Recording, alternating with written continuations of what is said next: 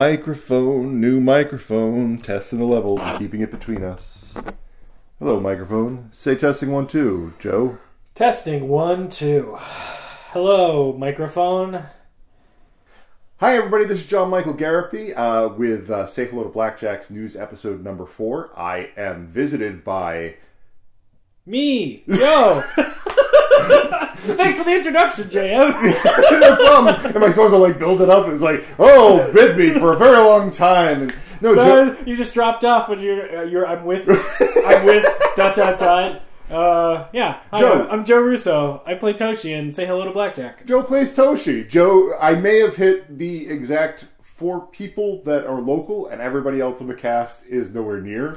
So you are the last to appear. That isn't true. I actually think there's quite a few more local people. Yeah, no, Toshi was made as a completely bogus character. Pretty much written into the script. But we'll get into that in a little while. We wanted to get over some of the things we wanted to cover ahead of time. Want to apologize for the delay since the last episode appeared. Last episode came out in September or so of 2019. We're now in February of 2020, and we were supposed to do this a little while ago as a sort of outro and thank you to everybody that was here. We meant to make a news episode, but we got delayed. Here we are. We finally made a news episode. Sorry and thank you. Sorry and thank you. One of the things we wanted, thank you specifically to the people who worked and did voice acting in Season 2. There was a lot of people. I got a fair amount of responses. There was, I got a lot of voices from around the world actually adding and helping to this, and I'm honored by the fact that I can put something out there and just ask for voice actors, and that voice actors respond. In any capacity, I still find this strange. I grew up with an Apple IIe, so I still find the internet strange and amazing, like the old goddamn man. It's custom. It's constantly reminding you how beautiful and ugly it is at the same time. But it's definitely one of the beautiful things when you reach out and there's that response. Yeah, the internet. Yeah. I'm still at a point where I'm not big enough to get people. If somebody is just being ugly, I just ignore them. It's not oh, I did something wrong and a ton of people hit my feed. And then it's just oh, I have to really roll so you and haven't think found about this. Say Hello to Blackjack haters then. I know. We need more haters. We gotta find the haters. So you need to spread Say Hello to Blackjack to as many haters as you can. I'll take it. I'll take them all. Because that's when you know you've arrived, right? That is. When their haters are there. Yeah. With Say Hello to Blackjack, you won't be hearing new episodes for a while, because this just took a long time to put together. I expected a 1-year turnaround when I first made this season, because the first season is 5 episodes. It took me about a year to put together. I really didn't know what I was doing. I was still learning Audacity just in general, and learning how to edit audio videos, and learning how to edit audio. And audio videos. That's next. That's the next project. We'll figure it out. Does it work? Say Hello to Blackjack Season 2 was 15 episodes, but I was just you know what? I've figured it out. I've got this under my belt. I understand what's going on, and I can do this. It's not a real big deal. But what I did not understand is the better I got, the more work I would be giving myself. So just the process of getting all these voice actors to get together to do all these lines was a management nightmare of keeping up open all these folders and responding to people and harassing some people who just weren't sending their lines in, even though they said they were going to do it. I'm sorry, JM. You weren't the real problem. But I won't go into who was, because that's not fair either. Thank you. But it was you. You were the last person in. Oh, Christ. But no. So it was a large project to actually put together, and then because I became better as an audio editor, I ended up putting in more work and more time. So this 15 episodes took me 2 years to put together by the time I was done, which makes it really difficult for me to actually jump immediately onto Season 3. I mean, you did 3 times the amount of content though in less time, right? So if it took you 5 episodes in 1 year and 15 in 2, I mean. I think this is one of the things that, I'm sure many people understand how long it must take to put together an episode once you hear everything that's been put together and how it's put together. But I'm sure there are also people who just do not grasp that, because it's very easy to just be couldn't you just have some people say some lines, cut them off at the right points, put them together, find some soundtracks in the magical soundtrack database you clearly have, and take that and put it into your episode. Find a song that you like to put at the beginning and the end. That's fine. That takes like 30 minutes.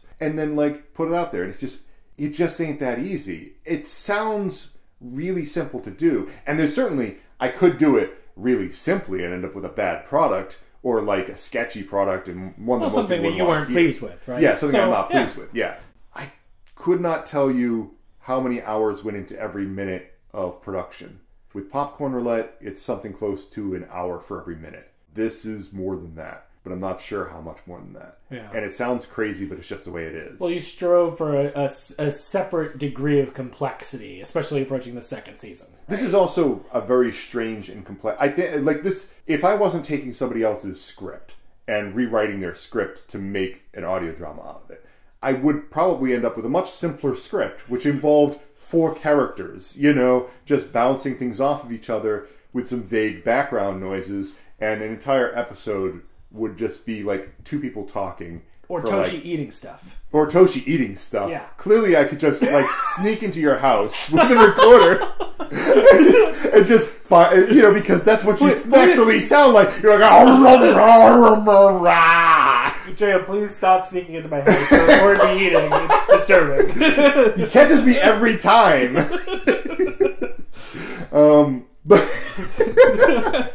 But all of this stuff takes time. So what I'm trying to say here is that while I would love to really want to put together season 3, but when I got done, I gave myself permission to take a full year off. And technically that full year off is coming up in April, before I actually did anything more, because I had stopped recording in April and I started putting up episodes. I might need to give myself permission to take another year off, because I've got so many other projects in the works, and I don't want this project to be forced out. Like I was saying, I don't want to just like make this without quality. I think that this show has a certain level of quality that's expected. It doesn't need extreme quality, but it needs care and patience. And I've got so many other projects coming down the line that I don't really want to force this one in a way that is being forced incorrectly, So do stay subscribed to this podcast. I am just saying that it's going to take some time before you even hear from us again. News episode number 5, whenever it comes out, probably you won't even hear that for like another year. And by that point, I'll probably have the scripts done. That's the most likely time that I would start talking about the news episode.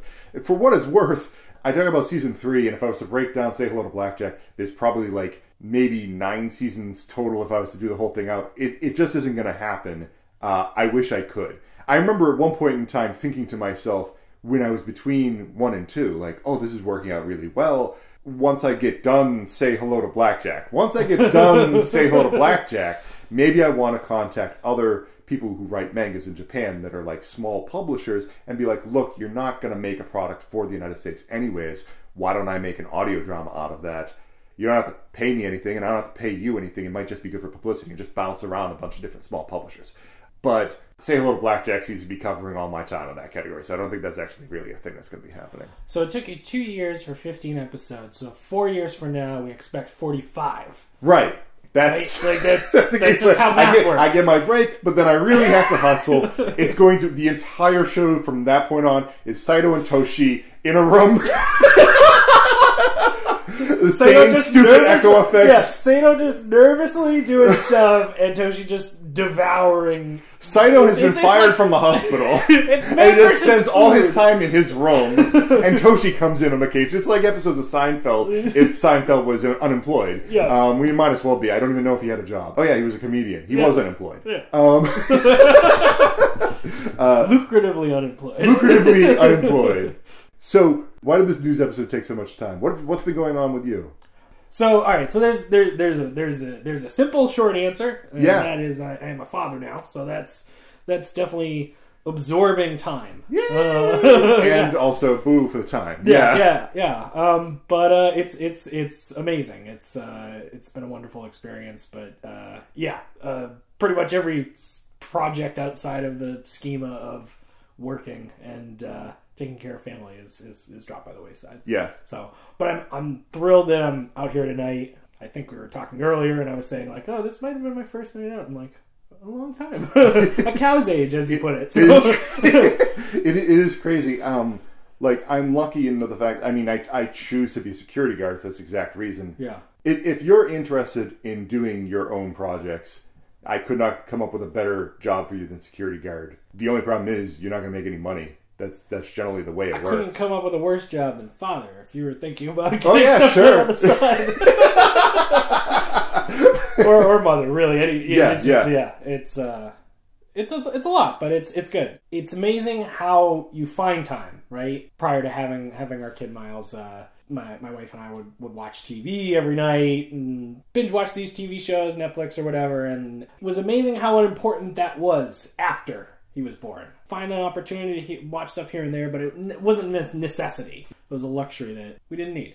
Yeah, aside from that, just plugging along, work stuff. Over the past year, I've stepped into the product side for the Star Trek Timelines product, running the art pipelines and everything else there, which is incredible. It's a thrill ride. It's amazing how much content we need to put out for that game. Yeah, because Joe, like specifically, you work with. I don't want to say you're a graphic artist. I don't know if that's the correct word to apply to you. I was previously a graphic designer, interactive designer for marketing side. This past year, I've stepped into the product side, but definitely leveraging a lot of that experience of sort of trying to make things as efficiently as possible because marketing has to be salient, and the style of art production we're doing, it has to be fast because we just do so much of it. The game is 4 years old now, and it's over, we've introduced 800 characters into the game, which is insane for like the genre of game it is. And granted, it's very simple art. It's just simple 2D images, but we need to produce a lot of them and get them approved by CBS and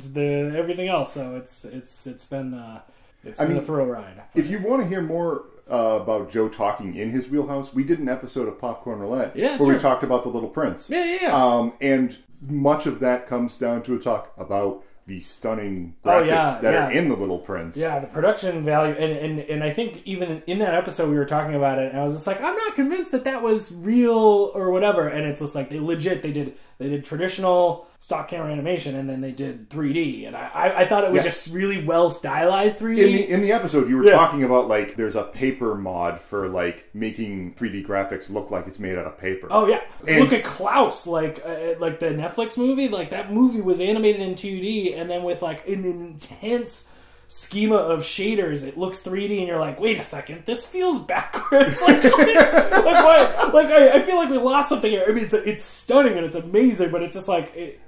You're always wondering like why? It's just like you could have just made 3D models. Could this have just been simpler? More flexible, but yeah. But the people who do that work, there's less of them now, so it's harder to contact those people and get them together to do that job. Yeah. Whereas just computer programmers, I don't mean to say they're a dime a dozen, but they're contactable. There's a price for them. Sure. Yeah. I feel like it's definitely something we've lost to time a bit. Like just like matte painting, right? Like it's like you look at like all these movies in the 70s, 80s, 90s, and you're like, wow, like look at this stunning shot. How did they build it? It's like some guy just painted that. And they panned over that painting. It's as simple as that. I mean, not to self-promote again, because I end up talking about the birds right now. Sure. Me and Tom did an episode of Birds, and much of it is filmed on location. But there's just this one spot in the Birds. It's a New England seacoast, and the two main characters are standing on a hill talking about it, and one of them waves their hand towards the ocean. And literally, if he took one more step, he'd be poking the wall, because it's just all painted. It's painted with like some sand and plants thrown on the ground to make it look like it was all part of the same thing. And if you're paying attention, you can tell. It's visibly noticeable, but only if you're digging and looking for this sort of stuff. Back in 1960, people only watched movies once, so... Well, you're also comparing the types of experiences you're watching that on, so it's like... You look at it now, and you're like, 4K TV, and you're like, I can tell what's going on there. It's probably just like a blurry... Not mess, but you know what I mean? Like, it's just the technology at that point. You look at that. Yeah. And, especially the Hitchcock stuff has been cleaned up over the years. Oh, for sure. And even just like, I remember my parents talking about some horror movie that they had watched, and I watched it, and I was just like, this isn't scary. Like, it's like, that's so cheesy and fake, but at the time, like, you know what I mean? It didn't need to... Put yourself in the movie theater with everybody else. Not even just that. It's just like that they hadn't seen anything like that before. So that's scary. You know what I mean? Tangent. Popcorn roulette. What's that like?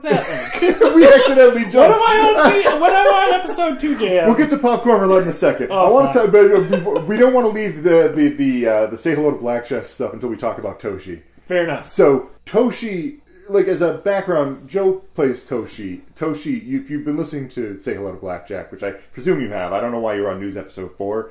Go download the other episodes. Say watch. You listen to it, JM. What are you talking about? It doesn't make any sense for anybody to be here if they haven't listened. I mean, if somebody actually just listens to the most recent episode and they're like, this is really dumb. What am I listening to? Like, you're listening to a... Never mind. I feel like there's some settings wrong in your podcast this year. Get your shit together.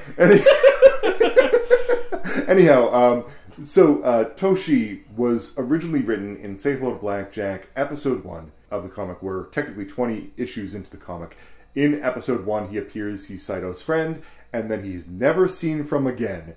19 issues of no Toshi, yet he's in our show. Part of the reason why is because he's an amalgam of Toshi and I think a character by the name of Den. I'm not actually 100% certain on that one. He moves positions and Den comes along to be like the person to bounce ideas off of. I didn't see any real reason to do that.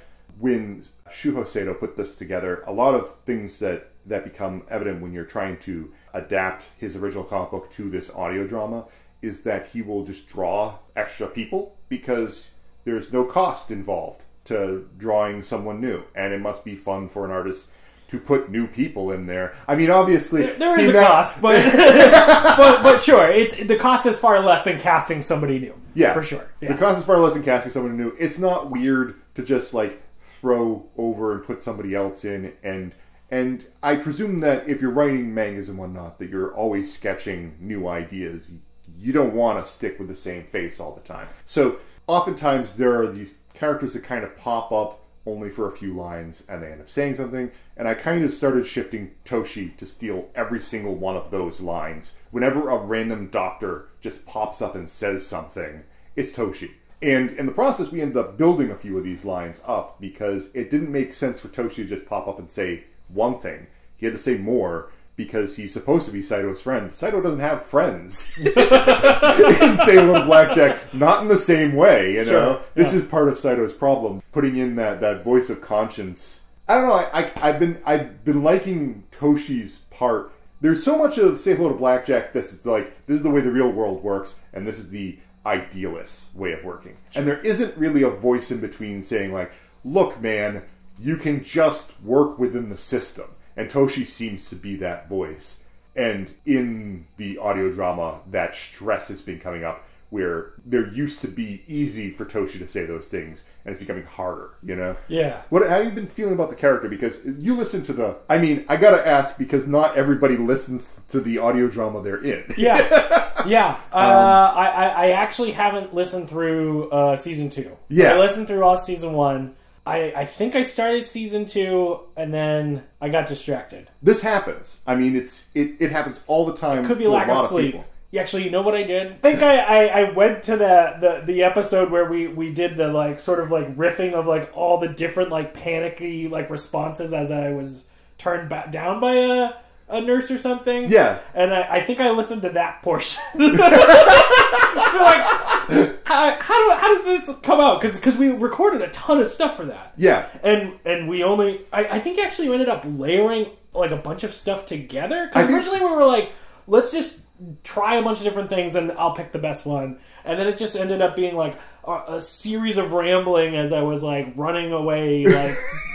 exclaiming just like the terribleness of like relationships, like, and then just all ended up in like Saito, let's go get a juice, like way off in the distance. Yes, yes. I mean, I'm trying to remember. Like, there's another one where like your rambling came up. God damn it! It's been a little while since we did another one for food. Yeah, we definitely. The food one came out great, by the way. If you haven't heard any of the other ones, you should definitely go and check out. I don't know. I think that's like number 12 or something like that. It's pretty early. I need to finish it. But gotta pump up those numbers, Jay. This is going to be the trick. Season 1 and 2, putting in Toshi was tricky, but wasn't really that hard because I was able to find spots for him, and then in the process made a little bit of an arc off of what was going on and added a few lines, but only massaged it to make it obvious what Toshi's thinking and feeling. Yeah. The idea, the scene where you're standing next to Saito, where he's sending off his patient and he drives away in a car, and you just kind of go off on Saito because what the hell are you doing? You don't even have a doctor for this person yet. I think that's like some extras, like one throwaway line, and I turned it into like a moment. Yeah. Where like Toshi is practically yelling at Saito for like, you did the right thing, but you have no setup. And it's a legitimate response. I don't think that's actually in the comic book, that like he didn't really set things up for this patient and told him to go away. But it's going to be trickier putting you into season 3. And I want Toshi to be in season 3 when I get to writing it. But I'm going to have to really fight for it because I don't think there's as many extra doctors. I think we're getting closer towards Shuhei Sato writing in kind of like a locked box room sort of story. Yeah. That like it's 4 characters and it's all everybody staying together and keeping the script very strong and structured and like getting into people's backstories and stuff like that. Yeah. So I don't know where Toshi doesn't really have one beyond like he went to medical school with. He had the same backstory as Sato coming into the medical system, right? Yeah. And just their philosophy is what sort of diverges as they take on their careers effectively. Yeah. I will say this much: Saito's supposed to have a love interest, so I'm gonna twist it. It's a good I mean, if you really enjoy what we're doing, we're working at a very slow pace. I don't know if reading further into Say Hello to Blackjack or Give My Regards to Blackjack, as it's also called, would really spoil your experience of the audio drama. But if it does, then I don't begrudge you reading the comic book and not listening to the rest of the audio drama. It's taking us forever to put this thing out, you know? How dare you? Maybe just listen to our news episodes. Maybe that's how they got here. They read Say Hello to Blackjack. They haven't listened to a single episode. News, I need to understand more of that. Let's listen to that. All right, what did we skip? Popcorn Roulette. I have a show by the name of Popcorn Roulette. If you're looking for something else to listen to or watch that's not this content, and audio video that's not this content. How about some video audio? Yeah. I get together with a random person. I ask them, random, I mean I know them, generally. Oftentimes I know them. Sometimes I don't. I ask... Who have you not known? There's been a couple of people who have asked me to be on. Okay. And, like, we jumped on. I mean, I know them, but, sure. Like, you know, don't know them. So they suggest a movie, and I go watch the movie. I do a bunch of research, and then we get together and we talk about the movie. It takes us like 33 minutes to record, and then cuts down to about 25 by the time I do the editing. And there's a lot of stills of the movie thrown in the process. That's been a lot of fun to watch. It takes me forever to actually make anything because I want to make things the right way. And these episodes are taking me like one every month to put out. Maybe a little bit longer, maybe once every month and a half. But they've been a lot of fun. What have we covered? Maybe, I mean, you're all over the place. It's great. Like, I think you've done like you just mentioned the Birds, so you're going back to classics like that, the Searchers, up until like, you know, we talked about like a relatively new Netflix movie in the Little Prince. Yeah, but it's all over the place. I feel like people lean towards like older. I feel like at least that's what people want to talk about. My guests, on average, have a tendency to pull movies from the 90s and the early 2000s because they are pulling movies. I ask a person what they want to talk about, and they will almost always want to talk about Batman. Yes. And then I say, we can't do Batman, and they're like, okay, because Joe's going to come on and do all the Batman all at once. So there's no reason to do any other thing. And so they say, like, okay, you know, they choose the one movie that kind of helped build them. And that's always going to be something that happened when they were 19 to 22. What does that say about the following in John? I feel like he was just trying to get around the Nolan thing. He was just like, oh, let's do the first one. I don't even know if he knew it was a Nolan movie at the time. He did not know that's a Nolan movie. John told me that he had watched this inside film class. He was like, I found that interesting. Really? I think John didn't choose a movie that came from, like, previously when he was younger. John chose a movie he saw recently. He only saw Following like a year or two ago. Okay. So that's rare. It doesn't happen too often. So it stuck with him because he wanted to talk about it because it was something that he was still thinking about. Yeah. That's more of those. You do come across those on occasion. But like Ron did... Oh, was it Fight Club? Ron did The Fifth Element. Oh, Fifth Element, that's right. Tom did Fight Club. Dave came on, he did Tron Legacy. Jeff Bourbeau came on and he did Westworld, which wasn't because he saw Westworld when he was younger, but because he was watching the TV series now and wanted to see the movie. Yeah. Like, someone else from the TV studio came on and they did Garden State. My dad came on and he did Gone with the Wind and Dr. Zhivago in another episode. So yeah, no, it's clearly about like what you watched when you were a young man, young woman, that oftentimes sticks with you. And then there's a bunch of them, people who just have specific interests. Rob came on and talked about Automata because he loves talking about, robots and like what the world is going to be like how are we going to live in this future society where it's us and them, the machines, like what is going to happen. So a lot of different conversations about a lot of different movies that influenced us. I mean, most of the people that are coming on, they're talking about the one movie for them or the one movie they really want to see. And you get a lot of passion out of people, out of what is ultimately everyday average people. Like, most of the people that are coming on, I would say 75% of them have never been in front of a camera before. And many of them who have been in front of a camera is people I stole from the studio and just was like, hey, sit down with me. I want to, like, catch them all, like Pokemon style. I want everybody from HC Media's studio to be sitting there behind the chair. Because oftentimes, they've been behind cameras, but they're oftentimes editors at the studio. They also aren't the performance. So it's been great to just get a glimpse into people's heads, even though they don't realize that that's kind of what's happening. It's like, now I'm not going to have anybody come on Popcorn Roulette. Or they're going to think really hard about the choice they make. It's going to free up our 3-hour Batman episode.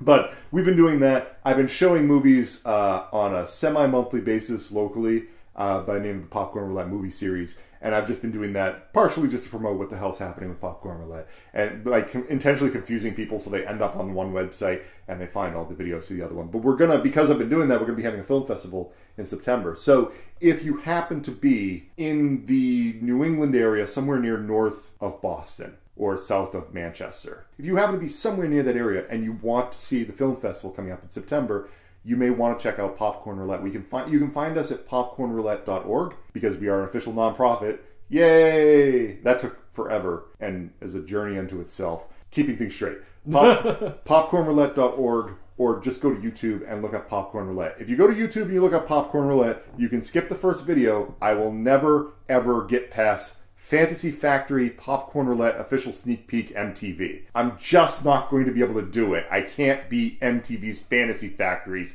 stupid 3 and 34-second clip of people sitting in chairs and not knowing if the airbag underneath them will go off. So that's where you got the idea. Yeah, that's exactly where I got the idea for Popcorn Roulette. I knew I'd have to compete with this because I saw this when I came up with the name. I saw this. It was just like, oh, some stupid clip from an episode is called this. I'm in the clear copyright-wise because I'm making a whole show after it. It's not the same thing, but I will always have to compete with this one episode with 2 million, one clip with 2 million views. What can I do? At least I know I've beaten like everything else that says Popcorn Roulette, which is occasionally somebody makes something on YouTube. At one point in time, there was like these two kids just throwing popcorn into each other's mouths, and if somebody missed, they punched them in the gut. And they called it Popcorn Roulette. Oh. We are them. Sounds like an interesting twist to the format. Tell me about your movie, Popcorn Gut Punch. Now, is it a gut punch for the person that misses the throw or misses the catch? It's the person who misses the catch, which is kind of interesting because you can just whip it at him. Throw it behind your shoulder and punch him in the face. But maybe that's against the spirit of the rules. What else? Oh yeah, we are now an official nonprofit. It's not like I was making money beforehand anyhow. Because we're doing these movie nights, I've been looking for sponsors to actually come along and help us put movies up in local Haverhill area. If you happen to be interested in sponsoring Popcorn Roulette and all the things we do, which includes Say Hello to Blackjack, I'm more than happy for you to get in contact with us. We have a Patreon page, but nothing happens there. Go to the sponsor section of popcornroulette.org. You can find information there. I'm not expecting you guys to do that. I would appreciate it, but you got to mention these things. Man, it costs $400 to become a nonprofit. That's the amount you have to contact the federal government and be like, I want to prove that I make no money. Because you have to pay them $400, and then you get to tell people that when they give you money that that is tax deductible, and that's the only real benefit I'm getting out of that. Huh. And the fact that sometimes it opens up doors. Sure. Yeah. But outside of that, yeah. It's one of those things that's it's like a trivial amount for like a small business corporation level. Yeah. And it's for an individual, you're like, that's, you know what I mean? That's a significant chunk. It's also like an odd thing to like mention as a nonprofit, because sometimes people are like, so what are you doing? And then you're just like, well, like the majority of what we do is it's content creation, and having a nonprofit for content creation is kind of a strange idea. But we are doing movie nights. That small offshoot, that's the real reason why we have a nonprofit. But all this other stuff kind of gets carried up and into that, because I have an audience, but it's not a very large audience right now. It slowly grows. I appreciate the fact that people are still finding us. We have as many people looking at our stuff now as we did back in September when the last episode was released. Yeah. And I find that strange because I have not advertised at all.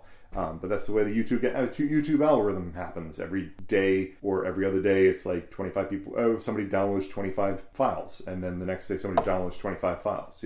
It's John Michael on every library computer, swapping it every day. Gotta get the algorithm up. Gotta go to every computer in the greater Massachusetts area. It's a good tour, though.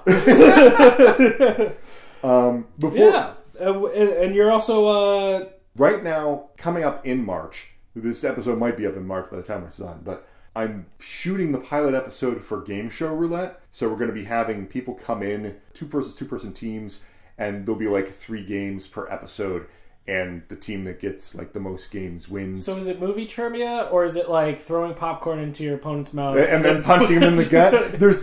I'm trying to keep this trivia light because we're kind of bringing in, again, some semi-random people to come in and win prizes. So there are a lot more party games, a lot more games like which one of these two people are lying sort of games, or a lot of asking an absurd question you could not possibly know the answer to. This numerical question, asking the other team, is it higher or lower than that? So stuff like that where it should be entertaining to listen to. And like a few things like I know I have set up for the pilot. One of the games is a Play-Doh art challenge where like the two teams both have to like make the best they possibly can, and then I give the judge who's sitting behind the camera the job of making the decision between these two, because I ain't gonna make the decision. I get to pass that along.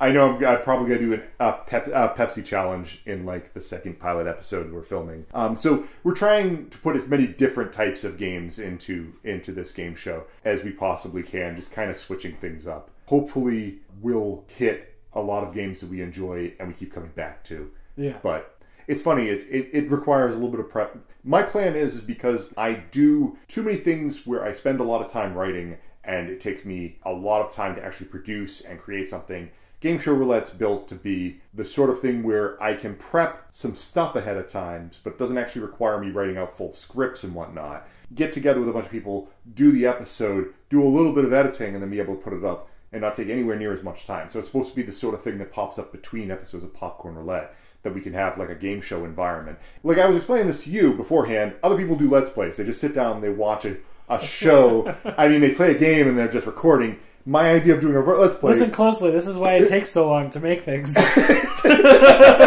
My idea of doing a Let's Play was to sit down, play the game, remove the audio, write a script for what it sounded like me ad-libbing my way through this game, then read the script over my Let's Play, and then do a bunch of audio editing to make it all sound right in the process. Let's Plays are supposed to be the things that people do because it's fast and cheap and easy to pump out the content. You're just taking your OBS stream and you're just recording it because it's a stream. You're just like, I'm doing this. This is going to go poorly. It's funny though you bring that up though, because I think some people struggle. I've been watching a lot of Into the Breach streams currently, and it's one of those thinking games. and it's like, oh, how do I puzzle this out? And I was watching somebody the other night, and they were like apologizing. They were like, "Oh my god, I need to think aloud. I need to think out loud." Yeah, I was like, I'm just shutting up for a minute, and that's really bad when you're like trying to entertain a group of people, and it's like it's difficult and it's complicated. Yeah. I tried doing a Magic Arena Let's Play, yeah, where the entire point was it's just like my trick was I was just going to start from nothing and not spend any wild cards on anything and just use what the system gave me and try to push my way through the system and make decks that way. That was my plan. And I thought it'd be a really good plan, and I could just log the entire thing and enjoy myself while doing it. And it's not that I can't talk over what I'm doing, because I can do that, but it's insipid. I don't actually enjoy that side of it. I could tell stories when there was downtime. So my game plan was I set up myself a small little log of things to talk about with like little notes on the side of like, oh, you could talk this story, this happened to me today, that sort of thing, right? But ultimately, I'd get in games and I'd start telling a story, and then my opponent would start doing something, and the game would start to move. And I'd be like, oh shit, I can't tell this story while trying to explain what I'm doing. Everything just fell apart almost immediately. It's hard. I mean, it's one of those things like, and this is true of the internet, right? Like, it's just like, it's open to everyone. It's challenging to put some of those parts together. Yeah. You're discovering firsthand as you sort of maneuver your way through a lot of this. And I'm sure, like many things, it's just a matter of practice. So many things are just practice. Totally, yeah. I mean, a lot of these people who are doing Let's Plays that are very popular doing it, they didn't come from nowhere. Or they're just okay being insipid. Yeah, some people. I mean, that's probably the majority of it, actually. Yeah. Well, I mean, like, I think this practice, there's being comfortable with sounding like a goober. Yeah. And to some extent, there's got to be a certain amount of ego that, like, people will listen to your insipid blasting of absolutely nothing, that you think you're funny, because without that, you're not going to get very far. But it's not that I've given up completely on Let's Plays, but I don't know, that's pretty far in my future because I can't seem to pull it together easily. And I've got so many other projects I'm working on. Yeah. I want small, easy to make projects, and it's difficult for me to make small, easy to make projects because my best quality is that I'm a writer, and I spend the least amount of time writing because I spend a tremendous amount of time editing, but I don't have an editor, so here I am doing all this stupid editing for the crazy writing project that I had. It's just what ends up happening. Yeah, but you wouldn't be the type of person that would want to give control to an editor to...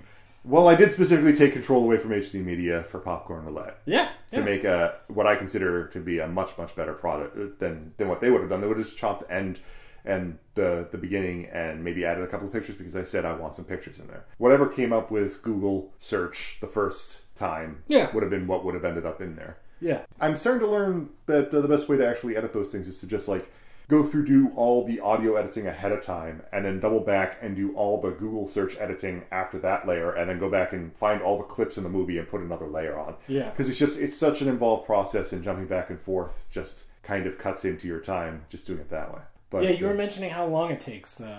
Just not for say hello to Blackjack. Yeah, about an hour a minute. Yeah. Yeah. I mean, you wouldn't think it.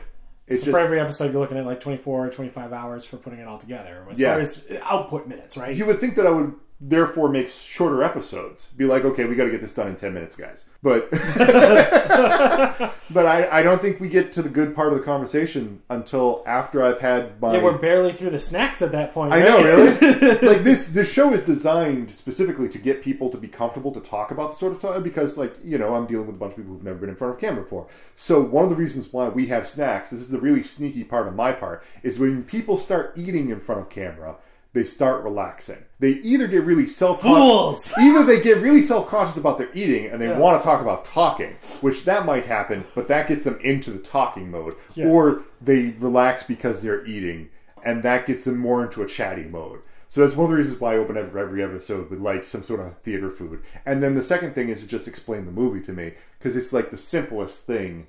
I don't have to dig hard to get that out of people. People have a very like, oh, this happened, this happened, this happened. The real trick is to get people to stop at some point. We're learning all of your insidious tricks.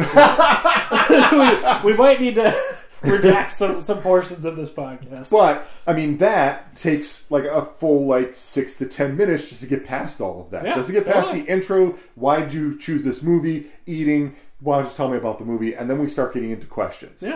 And even then, the first questions are generally technical. it takes a little while to get what I think is the real meat of the episodes is when I ask a question that's more on philosophy. So this character chose to do something.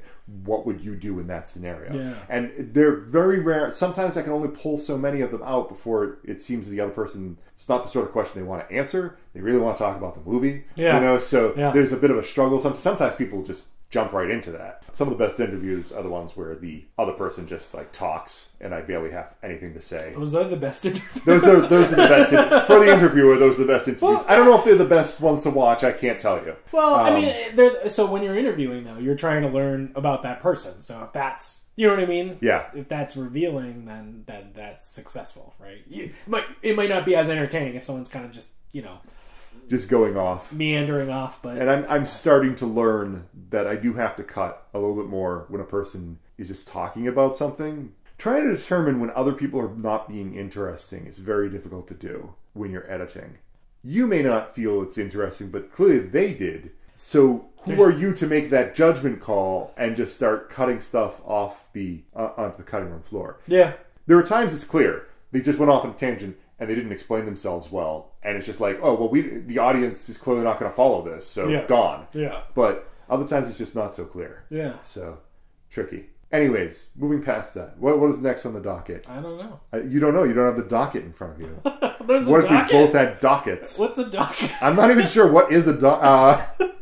Okay, so is that some 50s slang for document? Like yeah. I got this docket for you. I'm pretty sure it's something only New Englanders say because our accent sound great when we say docket. And if you don't know where any of this stuff is, if you want to follow me just in general, if you go to diald4dm.com, that's diald4dm.com, you pretty much just find all my stuff. D the number That's 4? enough for the advertising. D the number 4. Yeah. Yes. No, dial D the number 4 dm.com. Yeah, I mean, that's... I think we've drilled this enough into people's heads. But like that's where all of my stuff ends up. All the popcorn roulette stuff, the game show roulette stuff when it goes up there. All the say hello to blackjack stuff ends up there. And then I've got like things. I have my blog there that deals with stuff like I've been working on the top 40 board games of all time according to Ranker. I'm up to the last episode. Some of those later issues I actually started to enjoy them because I started, it started off with me being like kind of funny with a couple of paragraphs about different games.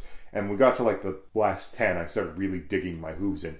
So the third to last game is Scrabble, and I just talked a lot about... I mean, that's a tangent that leads into a whole different project that you had been working on for some time. Yeah, no, my two-letter words, which I have to get back to at some point in time. But Scrabble, I talk about Alfred M. Butts, who's the inventor of Scrabble, because when digging, I really had to do some research. There just wasn't that much written about the man. Yeah. And he's a very interesting guy, but he's also like this sort of shy guy who didn't really take up the spotlight. So he kind of got pushed aside whenever anybody wants to talk about the history of Scrabble.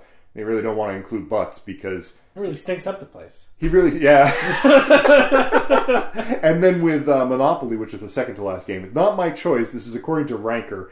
I wouldn't have put Monopoly in number 2. But I talked about the game show that came out in 1990 by the name of Monopoly that was on primetime after Super Jeopardy, which nobody knows. Because it was terrible. And I break down why it was terrible, and what happened, and how come the ratings were so bad for this show. So I've got one last one to do, which I know Chess is not very excited to write about, but I'm going to get there. I've got an interesting angle. I think I'm going to focus on en passant. You say chess isn't interesting, but I mean, like... Oh, I mean, it's ultimately fascinating. Like, if you get into the real history of the game, and the original Arabian and Persian history, I'm just afraid that once I start doing the research, it'd be like, well, there's a lot here, but like it's stuff people don't. You know, the funny thing is people don't know. Do you know Chess the musical? Out of curiosity, that sounds familiar, but I'm pretty sure I just remember something else: the musical. That could be anything. Batman the musical. They did. They turned Batman and Robin. Joel Schumacher's Batman and Robin. Sorry, we gotta save that. We gotta save that. No, but Chess the musical. There's a 1980s musical by the creators of ABBA. By the name of Chess the Musical. And let me tell you, that sounds absurd and not interesting. At the same exact time, I am ultimately fascinated by this English musical that I will never see, because if it ever plays, it's playing in London. Yeah. And it drives me nuts.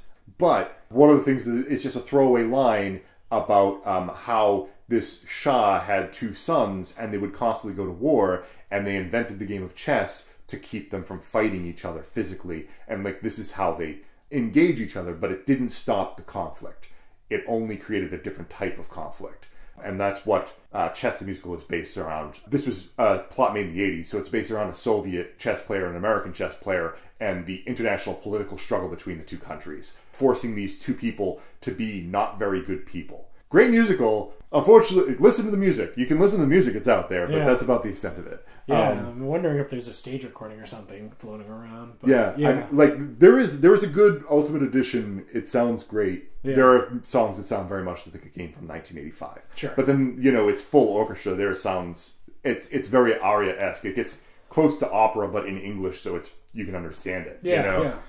What have you been watching lately? Because we've gotten to the end of the episode. Now we're giving people stuff to watch and listen to, so that they have something to do while they wait for more episodes of Say Hello to Blackjack to come out. So I've been watching all the Star Trek stuff, the new content that's been released. I'd like to point out the section of this is called Joe Raps for 10 Minutes with Kids, about saying no to drugs. Say no to drugs. Hide them under your rugs. Thanks, Poochie. What have you been watching? So I've been keeping up with all the Star Trek content that's been coming out, which has been amazing to see it sort of revitalized after like the movie sort of kind of like petered out. And so Star Trek Picard it's fascinating to me, because coming from Star Trek Discovery, which was the first sort of reinstallment as far as CBS's foray into streaming services, as well as proper Star Trek television since, what was the last one, Enterprise? Yeah, it's been interesting because they're trying. The TV has changed so much since Star Trek was off the air. Like, we have this whole development of like, nobody's watching these episodic things, always this big story arcs, and it's grandiose, and it's like Star Trek was never about that. It was it was philosophical and episode to episode, self-contained for the most part. The most you get is a 2-parter or a movie or whatever. And so their approach with Discovery was closer to the modern era of television. And it was funny because the sort of core fan base just thrashed with that idea, thrashed with the cast, thrashed with the main sort of sticking points of the show. A lot of internet misogyny, a lot of terribleness. And so I was really interested coming into Picard, because they're almost using the same structures and the same thing, but you just have Patrick Stewart now to sort of anchor it. It's fantastic. It's been a fun watch. It's interesting seeing how these things come together. They're just setting stuff up, because it's big, it's grandiose. It's nothing's ever gonna. I feel like. It's sad to say this, but I feel like that people only expect that like episode by episode content on stuff like Black Mirror, and it's just like, and that's sad to me, because it's like there's an opportunity with those shows like Buffy or Star Trek or the X-Files or the X-Files, where there's like, you have an hour, and like you can build to, like, X-Files is an excellent example of a show that builds towards something big, but with like a small clip at the end of every single episode that kind of led on to something. We don't have episodic content like that anymore. Yeah, it seems to fall by the wayside, and people will bring up the Orville, for example, as just in the same scape of sci-fi, and definitely leans more towards that hunger for that kind of thing. So then you just have Seth MacFarlane making fart jokes, and I like that's where you lose me, and I'm just like, oh Christ, like this is brilliant. Like, the Orville is actually brilliant if you just remove all the dumb stuff that Seth MacFarlane just can't keep himself from putting into his thing. So if you were to compare Picard, for example, to let's say like the second season of Star Trek: The Next Generation, do you find episodes similar to like Time's Arrow, where they like really get into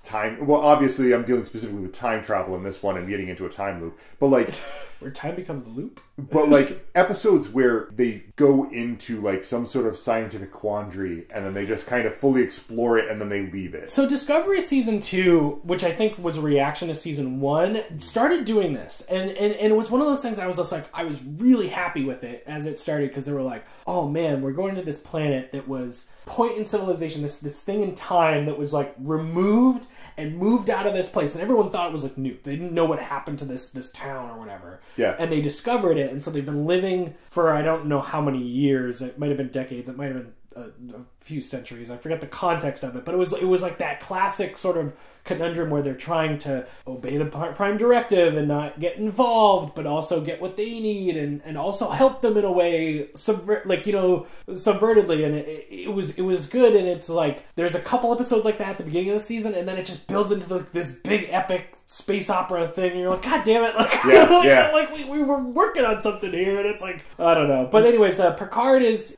doing the same thing. They're just starting to play the pieces. There's some interesting thoughts. The last episode that I saw, I'm one behind, was called Absolute Candor, and it's basically like this sort of reverse Romulan philosophy, where it's like everything's supposed to be secretive and hidden. And like this one, it's just like they just exist in a place of absolute earnest honesty, and they're just it's just like Picard doesn't like kids, and it's just like, why doesn't he like kids? It's like, oh, because they're a lot of work, and it's just like, I thought you liked me. And he's like, I do like you, and it's like, it's like one of those things that like that's just an exchange that's really irrelevant to my greater point.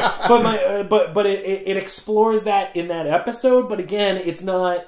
They're almost propping it up like this is correct and this is wrong, which isn't where Star Trek is good, in my opinion. Yeah. But I mean, the characters are interesting. The plot is growing, and we'll see where it goes. And then again, like Patrick Stewart just like anchors the entire performance. Like he brings us through. Speaking back to seasons 1 and 2 of TNG, without Patrick Stewart, like that show was just bad and probably canceled. Like, I mean, it took a while for like Spinner did an excellent job, but could do nothing without someone like Patrick Stewart to bounce off of. Yeah, and I mean, the writing didn't do them any favors either, but I mean, they're a good cast for what they're worth, but they're like a good like community theater cast. Like it would be the best community theater cast, which is the reason why they all become the cast of Gargoyles, because that's kind of what you needed there. It's just like, can you just get a bunch of good voices that are happy and willing to do the work and are good at doing their job that they seem to. I think there's a reason why many of the cast from Star Trek: The Next Generation just didn't really pick up much work after that. None of them are movie actors, really. Yeah, I think they definitely found a lot of footholds in games. With, like, I know Michael Dorn shows up, the guy who plays Worf. But it's also, like, one of those things that you might say that, and if you go back and watch old episodes, you're right, it's not the main cast. I'm probably going to get in trouble with LeVar Burton saying that, because he's actually done a few good movies. Sure, but the main cast, you're mostly right, but you'll also see a lot of actors on episodes of everything from Enterprise back to TOS, where you're like, oh, that's that guy. Oh my god, I did, like, the mayor from Buffy is in an episode where he's some alien doing something else or whatever. Like, I'm sure it's the Mark Hamill problem of like I can't be anybody but Luke Skywalker. Yeah. So here I am being the voice of Joker and killing it, absolutely killing that role. Because I can do voice acting and nobody notices that I'm actually Luke Skywalker. I think a few of them actually got more in behind the scenes, too. I always see the guy who plays Riker, Jonathan Frakes' name pop up in a bunch of stuff. And then, again, like, they'll show up in episodes of, like, I don't know, JAG or, like, or, like, Law and Order or something. Yeah. Like, I've definitely seen, like, an NCIS with Jonathan Frakes as some, like, grumpy admiral of some Navy thing when they're investigating. I don't know, but my point being is like, it's a weird construct in modern day that like we've lost, and maybe that's why like TV evolved past them, so to speak. Like you said, like they found their spot in Gargoyles or whatever, but like the appetite for that is waning on TV. Like you have a handful of stuff on those network shows that are targeted for people like 60 and up, but most of the fresh content, the fresh stuff is made in the face of that. They're like, the only way you get away with doing a new idea or episode in some dramatic or philosophical fashion is by making like an anthology. Even they brought back Twilight Zone, right, with Jordan Peele, right? It's like, that's the only construct that you can't get. That you can't get that consistent cast that has relationships that you build on but it's them encountering a different problem or thing every week. It's kind of unfortunate because, like, we talk about The Next Generation, but the original series was pretty much like the Twilight Zone in space. Twilight Zone with a consistent cast, yeah. Planet of the Week. 100%. And, like, what is the weird thing in this planet? Oh, this is a planet where, like, two factions are warring with each other, and they decided that instead of sending people on the battlefield, they would just go inside, they would run the mathematics through a computer, and both sides would just send their people into death units so they could kill themselves, because that's much more humane. I mean, it's a crazy idea and fun to explore with a cast for 30 minutes. And then, boop, we're out of here because we can't do... This is not the show. You know? Yeah. Yeah, so I've been watching the new stuff coming out there, and a bunch of random dumb stuff on Netflix. We were talking earlier about Lock and Key and Umbrella Academy, these adaptations of comics, and I feel like the Netflix sort of formula, it always like it dilutes itself to the point of trying to be too approachable for everyone. And there's something valuable in that, like where it's like accessible to everybody, but it creates some funny, silly stuff. But Amazon has been really killing it with their content. I've been really impressed with, and I think their strategy is mostly like, hey, Phoebe Waller-Bridge, you're an amazing writer. You working on Killing Eve? Why don't you just here's some money and make something for us? And like we watched Fleabag, like I want to say like in like a period of like a week, which is with a kid. That was really fast. It's an amazing show. I can't recommend that enough. And with Star Trek Picard, we'll see where it goes. Like I'm holding out hope, but it's like one of those things that it's like I feel like it's never going to satisfy my itch for like what used to be. So I'll just have to go back and watch old episodes of Deep Space Nine and all those other brilliant shows.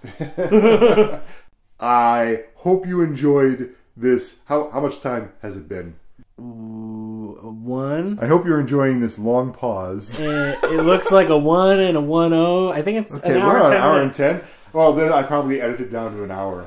But I hope you enjoyed this hour or so of us blabbering about completely useless stuff. Go to popcornroulette.org. You'll find all Popcorn Roulette stuff there. You can find it on YouTube. Go to Dial D for DM. You will find all my stuff on Dial D for DM. And Say Hello to Blackjack will be coming back, hopefully. I cannot guarantee that, but I do look forward to doing it at some point in time. It's going to be a lot of work, and we will need voice actors when that does happen, but that is somewhere in the future. Anything you want to say, Joe? Sorry, and thank you. Sorry and thank you. Thank you and sorry? No. Sorry and thank you. Sorry and thank you. What a note to go out on. See you guys later. Bye-bye.